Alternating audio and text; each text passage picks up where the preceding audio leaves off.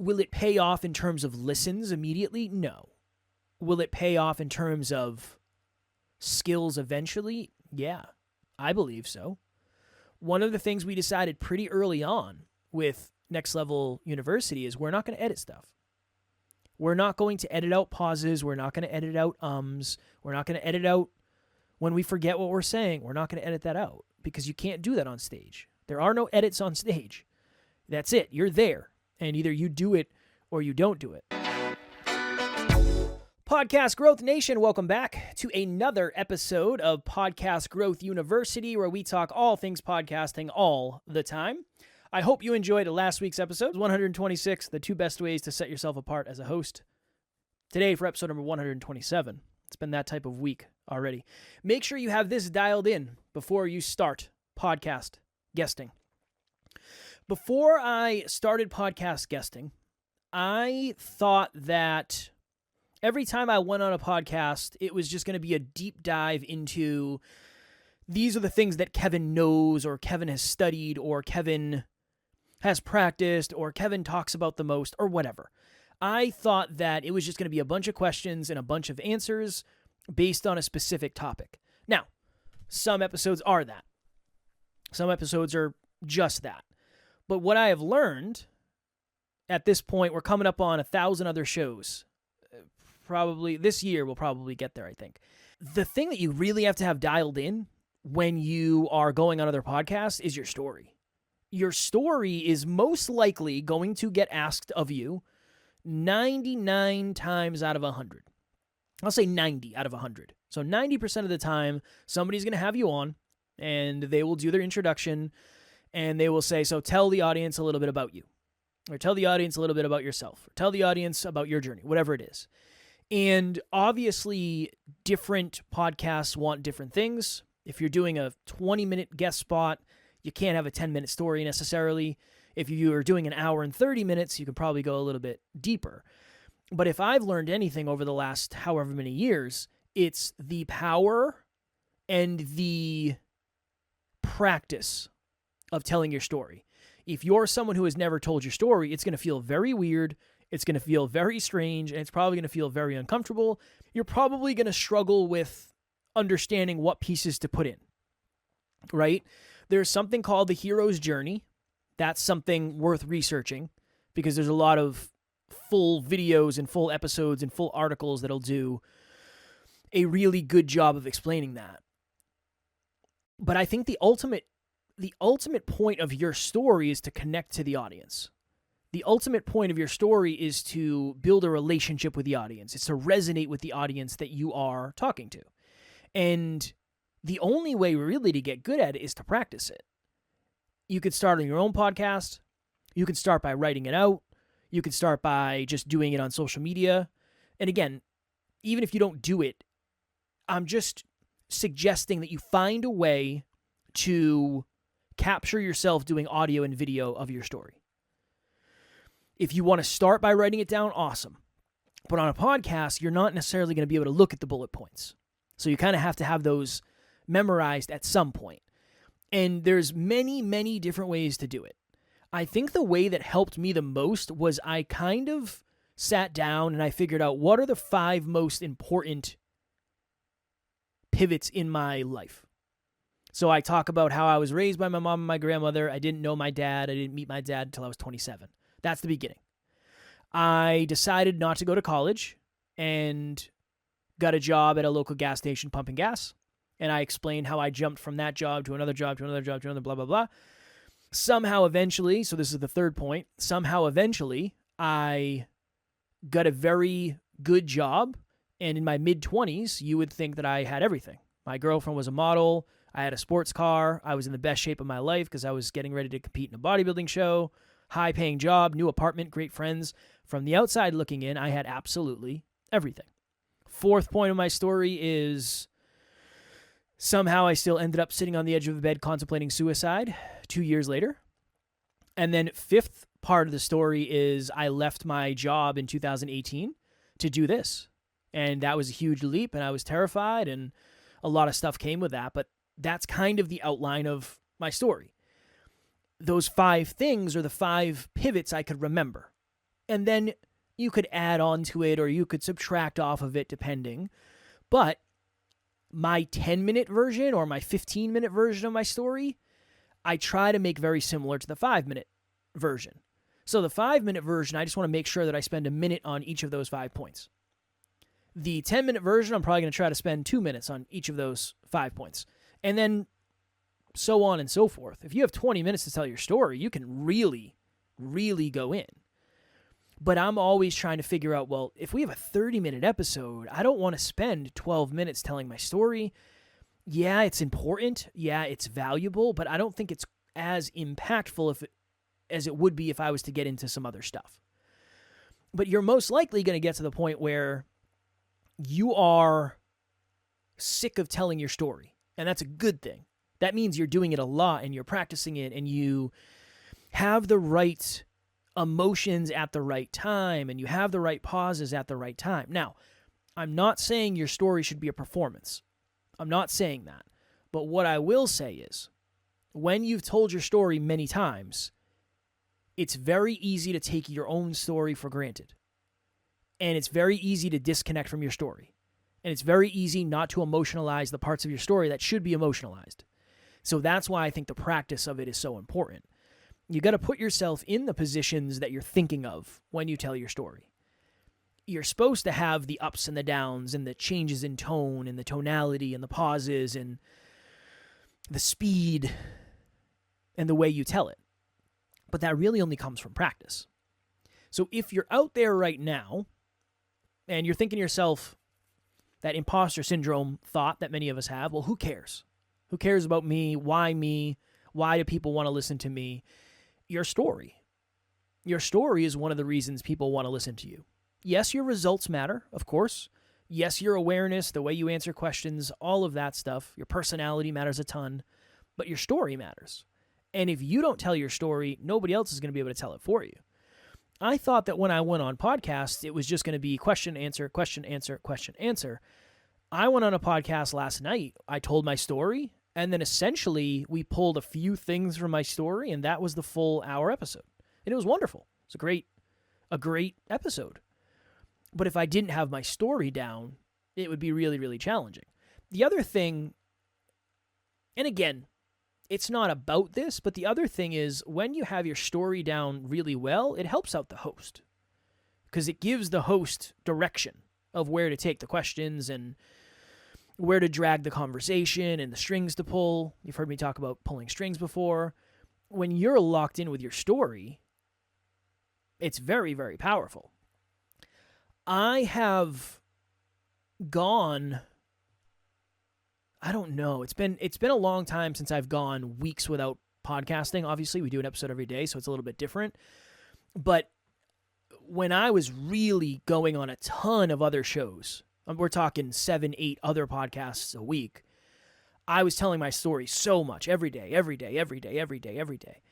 And then when I would take a week off from going on other shows, I would notice that following week when I came back, I would notice that it wasn't the same. I wasn't in the groove like I used to be.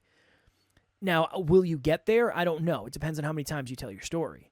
But there is something about just practicing it. And outside of just recording an audio video in your phone, I think the best way to practice is probably going to be to get on other podcasts. Yes, tell your story on your show, for sure. But for you, it's the same audience every time. So you don't want to tell your story every episode. But I told my story recently on NLU, and Alan after said that was the best you've ever told it. So I appreciate that. It was longer than I wanted it to be because I felt like I had the space to stretch it. But I said at this point, it's probably been, 500 podcast episodes at least since I told my story last on our podcast. So Alan hadn't seen it before then. We're going to do an episode where he's going to tell his story in the very near future. And I'm sure he's improved a ton because he's been on hundreds of podcasts since the last time that he told his story, which means he's told his story hundreds of times. And it just becomes this understanding of what lands, what doesn't, how you say certain things, how long does it take, where do people usually ask questions, is there anything that isn't obvious or understood? it's like everything else. You start to understand the reactions you're going to get based on your story. But that is probably the most important thing to have when you're going on other podcasts. I did a coaching call with one of our clients recently, and for homework for me, to prepare for the call, to make sure I could add value, I watched a couple of his guest interviews where he was interviewed. And I said there's a couple things. One, you have your crutch. So maybe I'll do an episode on this at some point. He has a crutch where he gets to the end of his response and then he says, right. Almost like what he said just wasn't powerful enough, so he has to say right in the hopes that he'll get a response from the person. And again, a lot of it's unconscious. You're not really thinking about this. I said, that's one thing. I said, the other thing is there's a lot of opportunity you had to really get emotional about your story, and you didn't do it. And I believe your story would land a lot better if you got emotional. I'm not saying fake it. I'm not saying pretend to be sad. I'm not saying that. I'm saying don't forget to put yourself back into the place where you were when you're telling that story. I try to do that. One of the parts of my story that I'm always excited to talk about, as weird as it's going to sound, is when I met my dad when I was 27. And I love going through that story because there's so many parts where I can reflect and really think about it. And I could always do a better job of that. That was one of the hardest things I've ever done in my entire life. And my goal is to get that to land. And my other goal is for anybody who is thinking about doing the same thing to leave that interview with a new perspective based on that one question, that one through line, that one topic. So that is something for sure. You got to have your story dialed in before you start podcast guesting, because the majority of the hosts are going to ask you about your story. Next Level University and Kevin is exactly where you need to be if you're a podcaster. When I first started out just a few months ago, I had no clue on the direction I was going. I was getting hustled by another company that was giving me not even close to the value that Kevin and Next Level U was giving me. They literally changed the trajectory of my podcast, have helped me out tremendously. They understand the clients. I promise you, you will not go wrong with dealing with Kevin and Next Level U. I'll see you there. The majority of the hosts aren't going to know your story super well, because if you haven't told your story a ton, they're not going to be able to find it. So you're going to have to explain it to them. And it's your job to make it a journey. It's your job to touch in at the checkpoints that are valuable. But you don't want to go off the rails and go too far off to stuff that just isn't relevant. But you also want to make sure that you expand. You don't want it to be, well, I was born and then I did this, now I'm here. You don't really want that, right? There's not a lot of connection to that. But maybe you also don't want, I was born on this date at this time in this hospital, and then this was my baby experience and my infant experience, and this is what middle school was like, and this is what high school was like, and this is what college was like, and then this was my first job and second job. And maybe you don't want to do that. It depends. One of my favorite podcasts I ever went on, I was scheduled for, it was an hour and a half, I think. And it was the whole thing was my story. So childhood, high school, and then all the jobs I've had. That was the entire interview, and it was amazing. But there was so much storytelling involved.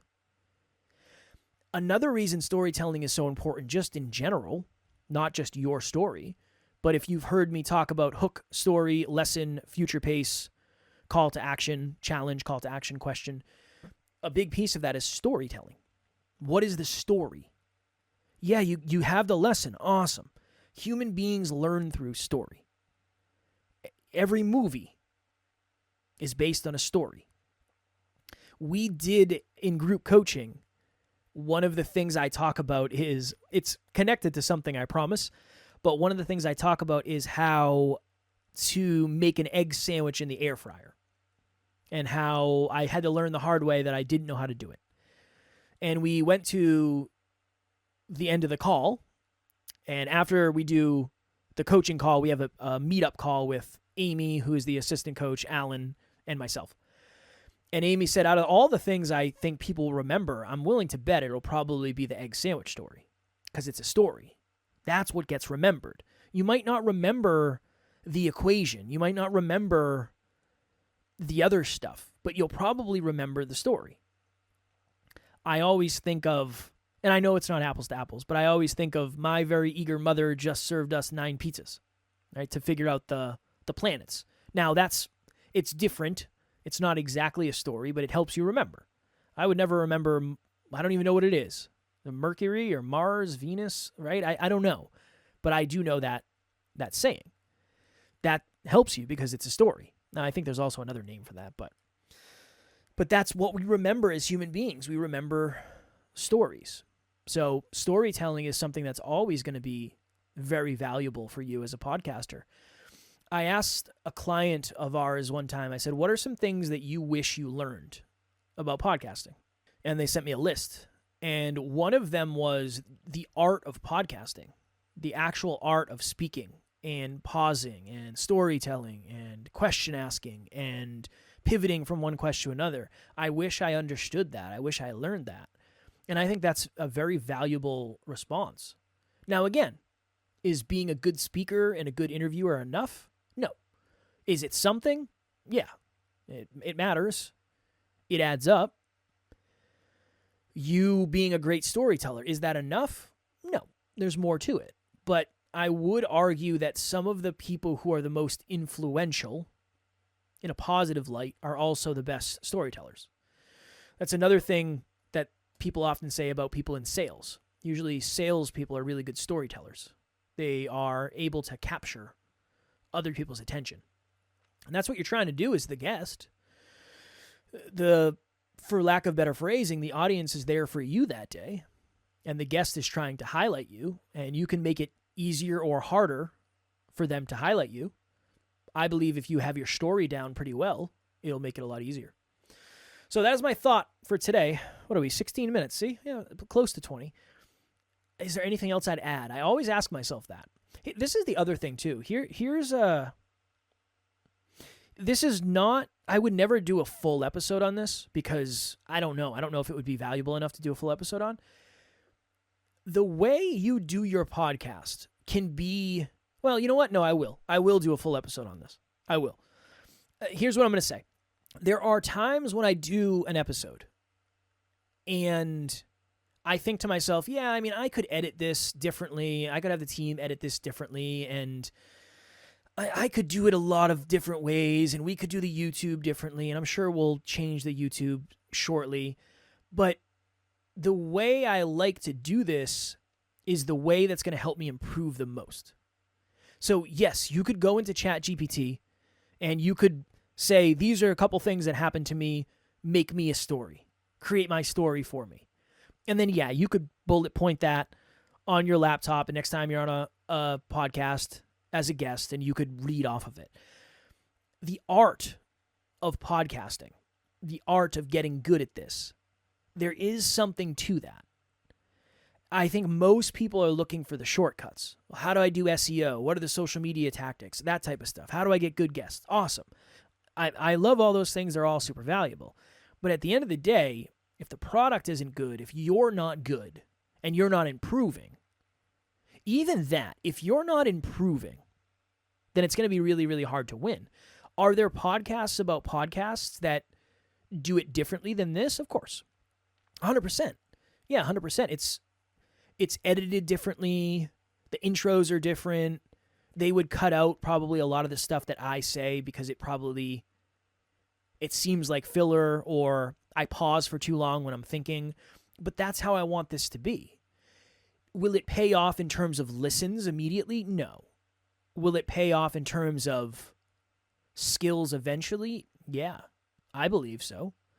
One of the things we decided pretty early on with Next Level University is we're not going to edit stuff. We're not going to edit out pauses. We're not going to edit out ums. We're not going to edit out when we forget what we're saying. We're not going to edit that out because you can't do that on stage. There are no edits on stage. That's it. You're there. And either you do it or you don't do it. So I will talk about that. I'll do an episode on that. Maybe it'll be I don't know yet, but there's 3 things that and there's an order to them. And everybody has a different order, I think.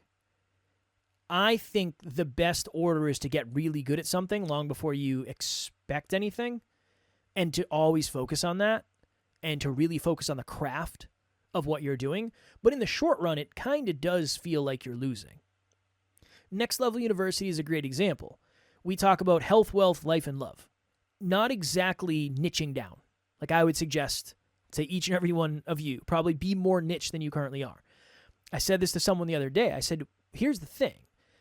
The podcast and the way we're doing it and the approach and the name and what we talk about is not what's best for listens, but it is what's best for our growth. It's not what's best for audience growth in terms of growing numbers. I believe it's what's best for my growth in terms of somebody who's creating the content, and I believe it's what's best for the audience listening's growth in terms of life, love, health, and wealth. Is it the most marketable product? No. But I'm okay with that because there's other things that make up for that. So we'll talk about that next week. I got to figure out a cool title. I don't have the title in mind yet. I have the framework that I'm thinking about. So we'll talk about that next week. All right, Next Level Nation, if you are looking for a group of other podcasters who are doing this dang podcast thing, and maybe you feel burnt out, maybe you feel like things aren't working, maybe you feel like things are working really well, and you want to surround yourself with other people who are feeling the same things, that is what Podcast Growth Nation is all about. So we'll have the link in the show notes for that. It's awesome. I'm very, very grateful to have very aligned humans in there. So when I started it, I invited 55 people who I knew would be really good for a community. It's not about selling anything. It's not about promoting anything. It's about adding value and giving more than you take. That's always the goal. So if you're looking for that, we'll have the link in the show notes. There's also a couple other things I think in the show notes now. One, if you are new to podcasting and you're looking for a host, we use Buzzsprout. I have a code that I think it'll give you a $10 or a $10 gift card or something. And then we record our video in StreamYard, and StreamYard will give you, I think you get a $10 credit. I think I get a $10 credit too. Yeah, Buzzsprout, you get a $20 bonus. I think I do too. And then StreamYard, you get a $10 credit, and I think I do too. StreamYard just raised their pricing, so it has become a bit expensive. Again, we use them. We've used them for a long time, so it's easier just to stay there than to switch. But if you're ever looking for stuff like that, you might as well get a little free money. I get a little free money too, which I appreciate. But again, I'll only point you to stuff that I think will actually be valuable. You're not going to have me on here most likely selling anything, but those are the platforms we use.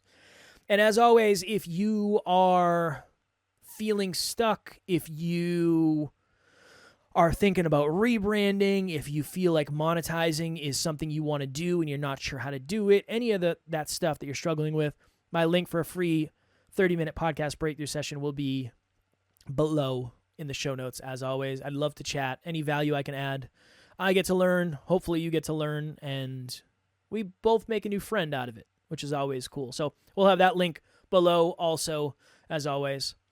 What do I hope for you? I hope you've been telling your story. I hope you're not shy when you're telling your story. I know it can seem arrogant. It can seem like you're trying to make everything about you. But when you're on a podcast as a guest, the goal of the host is to make the entire thing about you.